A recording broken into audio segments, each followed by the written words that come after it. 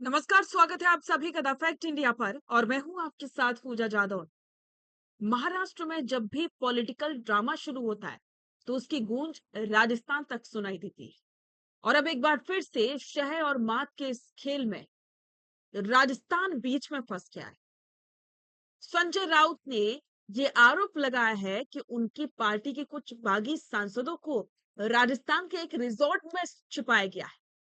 तो चलिए आपको बताते हैं कि संजय राउत के इन आरोपों के पीछे का सच क्या है और महाराष्ट्र में जो पॉलिटिकल ड्रामा चल रहा है उसमें राजस्थान का कितना योगदान है। महाराष्ट्र की राजनीति में एक बार फिर से पाला बदलने और बगावत की टाइमलाइन एक्टिव हो चुकी।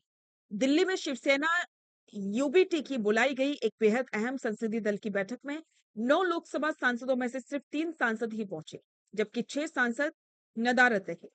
व्हिप जारी होने के बावजूद सांसदों की इस गैर मौजूदगी पर अब सवाल खड़े हो रहे हैं और उद्धव गुट की धड़कनें बढ़ चुकी हैं। संजय राउत ने कैमरे के सामने आए और ये कह दिया कि राजस्थान में बागी मौजूद है।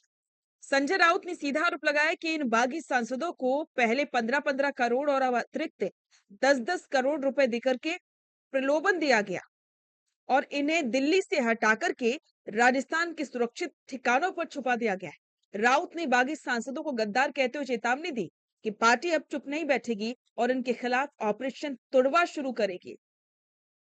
लेकिन सवाल यह है कि जब जब महाराष्ट्र में सियासी संकट आता है तब तब नेताओं की घेराबंदी या बाड़ाबंदी के लिए राजस्थान को ही क्यों चुना जाता है। इतिहास गवाह है कि मरुभूमि की यह धरती महाराष्ट्र के राजनीतिक दलों के लिए हमेशा से सबसे सुरक्षित किला रही है। साल 2019 का घटनाक्रम, जब महाराष्ट्र में महाविकास अघाड़ी की सरकार बनने की कवायद चल रही थी, तब टूट फूट के बचने के लिए कांग्रेस ने अपने विधायकों को जयपुर के आलीशान रिजॉर्ट में ठहराया था। साल 2022 का राज्यसभा चुनाव, महाविकास अघाड़ी सरकार के समय भी विधायकों की क्रॉस वोटिंग रोकने के लिए महाराष्ट्र के नेताओं को उदयपुर और जयपुर के होटलों में सुरक्षित रखा गया था। अब 2026 की हलचल, एक बार फिर से जब उद्धव गुट के सांसदों के शिंदे गुट में शामिल होने या अलग गुट बनाने की अटकलें तेज है, तो दिल्ली के करीब होने और सुरक्षा के लिहाज से राजस्थान को सबसे मुफीद ठिकाना माना जा रहा है। इस पूरे विवाद के बीच कानूनी पेच बेहद पेचीदा है। जानकारों के मुताबिक दरअसल कानून से बचने के लिए उद्धव गुट के कुल 9 लोकसभा सांसदों में से 2/3 यानी कि कम से कम 6 सांसदों का एक साथ होना जरूरी है। और इत्तेफाक देखिए कि बैठक से गायब होने वाले सांसदों की संख्या भी ठीक 6 ही है। उधर सत्तारूढ़ दल और शिंदे गुट के नेताओं ने संजय राउत के आरोपों को पूरी तरह से खारिज करते हुए इसे उद्धव गुट की अंदरूनी कलह और हताशा का परिणाम बताया। साफ है कि महाराष्ट्र की राजनीति में चल रहा यह हाई वोल्टेज ड्रामा अब दिल्ली और जयपुर के बीच की दूरी तय कर रहा है। तो अब सवाल उठा है कि जो संजय राउत ने आरोप लगाए हैं कि सांसदों को दिल्ली और राजस्थान के रिजॉर्ट में छुपाया गया है, तो क्या वो सच है?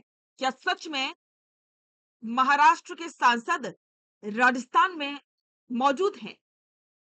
तमाम अपडेट्स के लिए बने रहें द फैक्ट इंडिया के साथ और साथ ही इस खबर पर अपने विचार कमेंट बॉक्स में साझा करें और बने रहें द फैक्ट इंडिया के साथ। बेहतरीन पॉडकास्ट सेटअप्स, शानदार चैनल रीच, जबरदस्त सोशल मीडिया प्रेजेंस के साथ द फैक्ट इंडिया के जरिए बढ़ाइए अपना व्यापार।